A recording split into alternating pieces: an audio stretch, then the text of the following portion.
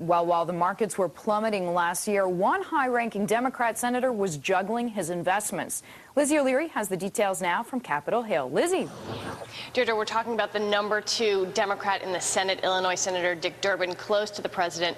In September, he turned around and sold about $115,000 in stocks and mutual fund shares. And I should point out that the most dramatic sale came the day after that meeting with Ben Bernanke and Hank Paulson up here to work out the framework for the financial rescue package. He sold $43,000 in mutual fund shares, turned around the next day and bought $43,000 in Class B Berkshire Hathaway shares. Figured he could do a little better with Warren Buffett than he had before. Now, a spokesman for Senator Durbin says he was not acting on any private information from that meeting with the Fed chairman and the Treasury Secretary, and all the information was made public the next day. I should point out he's not the only member who owned Berkshire Hathaway. According to the Senate financial disclosure forms, that's where the information comes from. Blanche Lincoln of Arkansas did, as well as did George Voinovich, Republican senator from Ohio. And I should say that Durbin actually lost money investing with Berkshire Hathaway by the end of the year.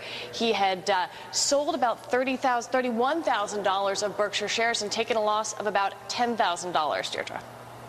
Lizzie, I mean, the question here is that it's not a lot of money comparatively. I mean, this seems pretty small compared to some other senators, right? Absolutely, and particularly when you consider that Durbin has been in Congress since 1982. This is not exactly a high-paying job. The Senate salary is $196,000, so he certainly pales in comparison to the more than 16 senators whose net worth is more than $10 million, and a lot of them have very illustrious names. Herb Kohl of Wisconsin, John Kerry of Massachusetts, Ted Kennedy of Massachusetts. They are all millionaires. Certainly, Senator Kerry has benefited from his wife's fortune.